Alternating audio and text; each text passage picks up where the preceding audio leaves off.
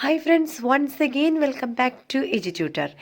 MEG 14 important ആയിട്ടുള്ള ക്വസ്റ്റ്യൻസുകൾ മാത്രമാണ് നമ്മൾ ഇത്രയും നാളായിട്ട് ഡിസ്കസ് ചെയ്തുകൊണ്ടിരുന്നത്. അപ്പോൾ 10 പാർട്ടുകളിലായിട്ട് ഞാൻ 2022 ക്വസ്റ്റ്യൻ പേപ്പർ ഓൾറെഡി ചെയ്ത് അപ്ലോഡ് ചെയ്തിട്ടുണ്ട്. കാണാത്തവർ കാണണം. ഓക്കെ, അത് കണ്ടു കഴിഞ്ഞ് വേറെ ഒന്നും നിങ്ങൾ പഠിക്കേണ്ട കേട്ടോ. ആ 10 പാർട്ടുകളും പിന്നെ ഈ ഒരു ഇമ്പോർട്ടൻ്റ് ആയിട്ടുള്ള ചോദ്യങ്ങൾ തന്നിട്ടുണ്ട്. ഇതുകളും പഠിച്ചാൽ മതി, നിങ്ങൾക്ക് ഫുൾ മാർക്കായിരിക്കും. എടാ, അപ്പോൾ ജൂൺ 2018 ക്വസ്റ്റ്യൻ പേപ്പർ പ്രകാരം ആദ്യം വന്നിരിക്കുന്ന ക്വസ്റ്റ്യൻ ആണ് സംസ്കാരനെ കുറിച്ചിട്ട്. പിന്നെ തമാസ്, നോവൽ തമാസ് രണ്ടും നമ്മൾ പഠിച്ചിട്ടുള്ളതാണ്. അപ്പോൾ ഞാൻ ആൻസർ ഇവിടെ ചെയ്യുന്നില്ല, അപ്ലോഡ് ചെയ്തിട്ടുള്ള വീഡിയോസിൽ നിന്നും എടുത്ത് നിങ്ങൾക്ക് പഠിച്ചോളൂ. വീഡിയോ സ്കിപ്പ് ചെയ്യേണ്ട, നിങ്ങൾക്ക് ഇമ്പോർട്ടൻ്റ് ആയിട്ടുള്ള ക്വസ്റ്റ്യൻസ് ഇനി വരാൻ കിടക്കുന്നുണ്ട്. അതൊക്കെ ഞാൻ ഇതിൽ തന്നെ ആൻസർ ചെയ്യുന്നുണ്ട് കേട്ടോ. ഇത് ഞാൻ ചെയ്തതാണ്, തുഗ്ലക്കിനെ കുറിച്ചിട്ടുള്ള ക്വസ്റ്റ്യൻസ് ആണ്. ഇത് നമ്മൾ ആൻസർ ചെയ്തിട്ടുള്ളത് കൊണ്ട് ഇവിടെ ഡിസ്കസ് ചെയ്യുന്നില്ല. അപ്ലോഡ് ചെയ്ത വീഡിയോയിൽ നിന്നും എടുത്ത് കാണൂ കേട്ടോ. ഇനി വന്നിട്ട് നമ്മൾ 4 ക്വസ്റ്റ്യൻസുകളിൽ ഏതെങ്കിലും 2 ക്വസ്റ്റ്യൻസ് നമുക്ക് ചെയ്യേണ്ടതായിട്ടുള്ളൂ. Discuss any 2 of the following. 10 മാർക്കാണ് ഓരോ ചോദ്യത്തിനും. അപ്പോൾ ഒരു 250 വേർഡ്സ് നിങ്ങൾ എഴുതിയാൽ മതിയായിരിക്കും. അതിൽ ഫസ്റ്റ് ക്വസ്റ്റ്യൻ നമ്മൾ ഇതുവരെ അപ്ലോഡ് ചെയ്തിട്ടില്ല, അതിപ്പോൾ പറഞ്ഞു തരാം കേട്ടോ. Narrative technique of very lonely she, അതിപ്പോൾ പഠിപ്പിച്ച് തരാം. സെക്കൻഡ് വന്നിട്ട് trope of madness in headmaster Pran Chanachar, അതും നമ്മൾ പഠിച്ചിട്ടില്ല, അതും ഇപ്പോൾ പഠിപ്പിച്ച് തരാം. തേർഡും ഫോർത്തും ക്വസ്റ്റ്യൻ ദ കോംപ്രമൈസ്, അതുപോലെ സോൾട്ട്, ഇത് രണ്ടും നമ്മൾ ചെയ്തതാണ്. അപ്പോൾ ആ വീഡിയോസ് കാണാത്തവർ അതിൽ നിന്ന് എടുത്ത് കണ്ടോളൂ. Narrative technique of very lonely she. Motilal Jotwani's very lonely she tells the story of Puran Mausi, an elderly woman living with her relatives.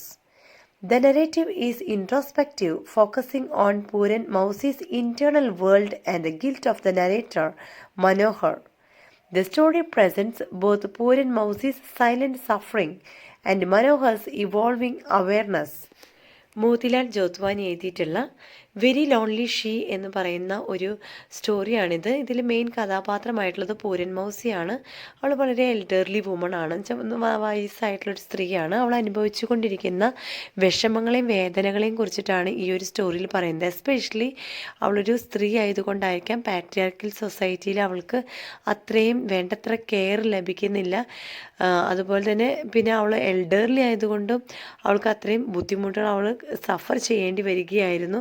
അപ്പോൾ ഇവിടെ നരേറ്ററായിട്ടുള്ളത് ഒരു മനോഹർ എന്ന് പറയുന്ന വ്യക്തിയാണ്. അദ്ദേഹത്തിന് ഇവളുടെ ഒരു ഗിൽറ്റ് ഫീലിംഗ് ആണ് അദ്ദേഹത്തിന് ഇവിടെ വരുന്നത്. കാരണം എല്ലാം മനസ്സിലാക്കിക്കൊണ്ട് എന്നാൽ ഒന്നും ചെയ്യാൻ പറ്റാത്ത ഒരു അവസ്ഥയാണ് ഇവിടെ. മൗസിയുടെ ഒരു സൈലൻറ്റ് ക്യാരക്ടറെ കുറിച്ചിട്ടാണ് നമുക്കിവിടെ പഠിക്കാനായിട്ടുള്ളത്. The narrative is in third-person limited perspective, with Manohar observing Puran Mausi's life. The reader understands her emotional world through his observations and her restrained dialogue. The story delves into Puran Mausi's inner conflicts between her individuality and societal expectations. ഇവിടെ മനോഹർ എന്ന narrator അദ്ദേഹത്തിന് Pooran മൗസിയുടെ എല്ലാ ജീവിത കഥകളും നോക്കി കാണുകയും എന്നാൽ ആ വിഷമത്തിൽ പങ്കുചേരാൻ കഴിഞ്ഞിട്ട് സാധിക്കുന്നില്ല എന്ന് വെച്ചാൽ അവൾക്ക് വേണ്ടി ഒന്നും ചെയ്യാനായിട്ട് സാധിക്കാത്ത ഒരവസ്ഥയാണ്. അപ്പോൾ അവളുടെ ഇന്നർ കോൺഫ്ലിക്റ്റുകളെ മനസ്സിലാക്കാൻ സാധിക്കുന്നത് ഇങ്ങനെയാണ്. സമൂഹത്തിൽ അവൾക്ക് ധാരാളം വിഷമങ്ങൾ ഉണ്ടാകുന്നുണ്ട്, പക്ഷെ അതൊന്നും എക്സ്പ്രസ് ചെയ്യാൻ പോലും സാധിക്കാത്ത, ആരോടും ഒന്നും പറയാൻ കൂടി പറ്റില്ല. അത്രയും ബുദ്ധിമുട്ടുകൾ അവൾ ഉള്ളിൽ തന്നെ എല്ലാം കടിച്ചു പിടിക്കുകയാണ്. കാരണം സൊസൈറ്റി എന്ന് പറയുന്നത് പാട്രിയാർക്കൽ സൊസൈറ്റിയാണ്. ആരും അവളുടെ ഫീലിങ്സിന് ഒരു വാല്യൂ കൊടുക്കാത്ത ഒന്നായിട്ടാണ് ഇവിടെ മനസ്സിലാക്കാൻ സാധിക്കുന്നത്. The language is restrained and the tone is quiet, amplifying Puran Mausi's emotional isolation.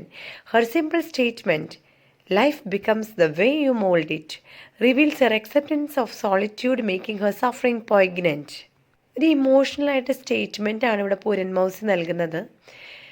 നമ്മുടെ ജീവിതം എങ്ങനെയാണോ ആകേണ്ടത്, നമ്മൾ എങ്ങനെയാണോ അതിനെ മോൾഡ് ചെയ്യുന്നത്, ആ രീതിയിലായിരിക്കും നമ്മളെങ്ങനെയാണോ നമ്മുടെ ജീവിതത്തിന് ഷേപ്പ് ചെയ്യുന്നത്, ആ രീതിയിലായിരിക്കും നമ്മുടെ ജീവിതം നമ്മൾക്ക് ഉണ്ടായിരിക്കുക. ഈ രീതിയിലാണ് ഇവിടെ പൂരൻ മൗസി പറയുന്നത്. അതെന്തുകൊണ്ട് അങ്ങനെ പറയുന്നത്? കാരണം അവൾ ഓൾറെഡി അവളുടെ ജീവിത സാഹചര്യങ്ങളെ അക്സെപ്റ്റ് ചെയ്ത് കഴിഞ്ഞിരുന്നു. അവൾക്ക് ഓക്കെ ആണെല്ലാം. ഓക്കെ ആണെന്ന് വെച്ച് കഴിഞ്ഞാൽ അവൾ അക്സെപ്റ്റ് ചെയ്യുകയാണ് അവളുടെ ആ വിഷമങ്ങളും. കാരണം ഇനിയും ഒന്നും മാറ്റാനായിട്ട് സാധിക്കില്ല എന്ന് മനസ്സിലായി കഴിഞ്ഞു. അപ്പോൾ അത്രയും ബുദ്ധിമുട്ടുകളിൽ കൂടെ പൂരൻ മൗസി പോവുകയും എന്നാൽ അവളെ തന്നെ സമാധാനിപ്പിക്കുന്ന ഒരു രംഗവുമാണ് ഈ ഒരു സെൻറ്റൻസിൽ കൂടെ നമുക്ക് മനസ്സിലാക്കാൻ, അല്ലെങ്കിൽ നമുക്ക് ആ ഒരു ഫീലിംഗ് നമുക്ക് അറിയാനായിട്ട് സാധിക്കുന്നത്. Jyothwani maintains objectivity, allowing events to unfold and people to speak for themselves. The narrative highlights the weakening of familial bonds in modern urban life. The story is a subtle exploration of loneliness, identity and the human condition. അപ്പോൾ at the end നമുക്ക് ജോത്വാനി വളരെ മനോഹരമായിട്ട് ഇത് end ചെയ്യുന്നുണ്ട്. എന്താണ് ഇതിൽ നിന്നും നമുക്ക് മനസ്സിലാക്കാൻ കഴിയേണ്ട ഒരു തീം എന്ന് പറയുന്നത്? നമ്മുടെ സൊസൈറ്റിയിൽ ധാരാളം ചേഞ്ചസ് ഉണ്ടാകുന്നുണ്ട്. സൊസൈറ്റിയിൽ ചേഞ്ചസ് ഉണ്ടാകും തോറും നമ്മളുടെ എന്താ പറയുക, കോൺവെർസേഷൻ അല്ലെങ്കിൽ കമ്മ്യൂണിക്കേഷൻ എല്ലാം കുറഞ്ഞ് വരികയാണ്. അപ്പോൾ ഈ കമ്മ്യൂണിക്കേഷൻ കുറഞ്ഞ് വരുമ്പോൾ എന്താ പ്രശ്നം എന്ന് വെച്ച് കഴിഞ്ഞാൽ ഫീലിങ്സ് അങ്ങോട്ടും ഇങ്ങോട്ടും മനസ്സിലാക്കാനായിട്ട് സാധിക്കില്ല. അങ്ങനെ ഫാമിലിയിലുള്ള ബോണ്ട്, ആ ഒരു സ്നേഹബന്ധം അതൊക്കെ കുറഞ്ഞു വരികയാണെന്നാണ് നമുക്ക് മനസ്സിലാകുന്നത്. ഒക്കെ ഫോൺ അല്ലെങ്കിൽ കുറേ മോഡേൺ ആയിട്ടുള്ള ടെക്നോളജീസ് മാത്രമായിട്ട് നമ്മൾ മാറിക്കൊണ്ടിരിക്കുകയാണ്. അപ്പോൾ ഇവിടെ എന്താ ഇതിൽ നിന്നുള്ള തീം എന്ന് പറയുന്നത്, അങ്ങനെ കുടുംബങ്ങളിൽ ഒറ്റപ്പെട്ടുകൊണ്ടിരിക്കുന്ന ഓരോ വ്യക്തികളുടെയും ലോൺലിനെസ്, അപ്പോൾ അവരുടെ ഒരു ഐഡൻറ്റിറ്റി, ഹ്യൂമൻ കണ്ടീഷൻ, ഇതെല്ലാം എടുത്തു കാണിച്ചുകൊണ്ടാണ് ഇവിടെ ജോത്വാനി മനോഹരമായിട്ട് ഈ ഒരു സ്റ്റോറി ചിത്രീകരിച്ചിരിക്കുന്നത്. നെക്സ്റ്റ് ഇമ്പോർട്ടൻ്റ് ആയിട്ടുള്ള മറ്റൊരു ടോപ്പിക്കാണ് drop of madness in headmaster Pran Chanachar. Afsar Ahmed's headmaster Prawn Chanachar tells the story of Arupta, a man who pretends to be mad. But his madness is not real. It's a deliberate choice. Arupta uses it as a shield against the corruption and hypocrisy he sees in society. Afsar Ahmed എഴുതിയിട്ടുള്ള headmaster Pran ചനാച്ചർ എന്ന് പറയുന്ന ഈ സ്റ്റോറിയിൽ main ക്യാരക്ടറാണ് അരുപ്ത. അരുപ്തയുടെ ഈ ഒരു സ്റ്റോറിയിൽ മാഡല്ല, പക്ഷെ mad പോലെ അല്ലെങ്കിൽ ഭ്രാന്തനെ പോലെ അഭിനയിക്കുകയാണ്. അങ്ങനെ മാഡായിട്ട് അഭിനയിക്കാനായിട്ട് മെയിനായിട്ടുള്ളൊരു കാരണം എന്ന് പറയുന്നത് സൊസൈറ്റി അത്രയും മോശമായിരുന്നു. സൊസൈറ്റിയിൽ കറപ്റ്റഡ് ആയിട്ടുള്ളൊരു സൊസൈറ്റിയാണ്.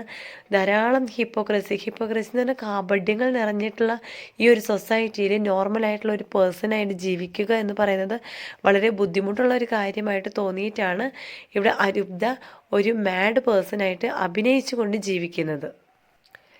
By pretending to be mad, Arupta can speak his mind without being taken seriously. His actions and words, though seemingly meaningless, contain a sharp critique of the world around him. The story uses irony and satire to expose the pretensions of the middle class, where people like the headmaster hide behind a mask of respectability. Mad പേഴ്സണായിട്ട് അഭിനയിച്ചത് കൊണ്ടുള്ള ഗുണം അരുപ്ത അവിടെ കാണുന്നത്, എന്തും എങ്ങനെയും എപ്പോഴെങ്കിലും നമുക്ക് ആരും പേടിക്കാതെ ഫ്രീ ആയിട്ട് സംസാരിക്കാനായിട്ട് സാധിക്കും. അപ്പോൾ അതിനൊരു മീനിങ് എന്ന് പറയുന്നത് നമുക്ക് കണ്ടുപിടിക്കേണ്ട ആവശ്യമൊന്നുമില്ല. ഈ ഒരു ലോകത്തിനെ നമുക്ക് എന്തായാലും പേടിക്കേണ്ട എന്നാണ് അരുപ്ത പറയുന്നത്. ഓക്കെ, അതുപോലെ തന്നെ ലോകത്തെ തന്നെ ക്രിട്ടിസൈസ് ചെയ്തുകൊണ്ടും നമുക്ക് സംസാരിക്കാം. അതും ആരും നമ്മൾ ചോദ്യം ചെയ്യാൻ വരുന്നില്ല. കാരണം എന്താ, അരുപ്ത ഇവിടെ മാഡായിട്ടാണ് അഭിനയിച്ചു കൊണ്ടിരിക്കുന്നത്. മാഡാണ് ആൾക്കാരുടെ മുന്നിൽ.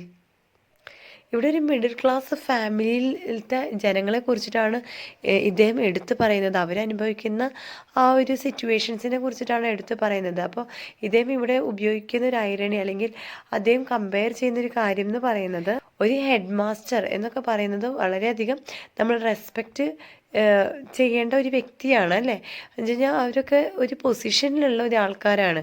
പക്ഷേങ്കിൽ അവർ പോലും അവരുടെ ഒറിജിനൽ മുഖമല്ല മറ്റുള്ളവർക്ക് കാണിച്ചു കൊടുക്കുന്നത്.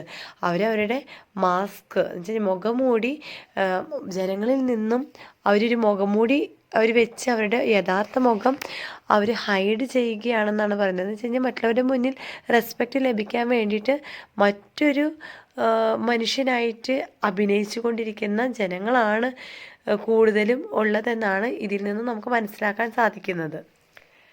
Arupda's madness let him comment on the erosion of social values without being confronted.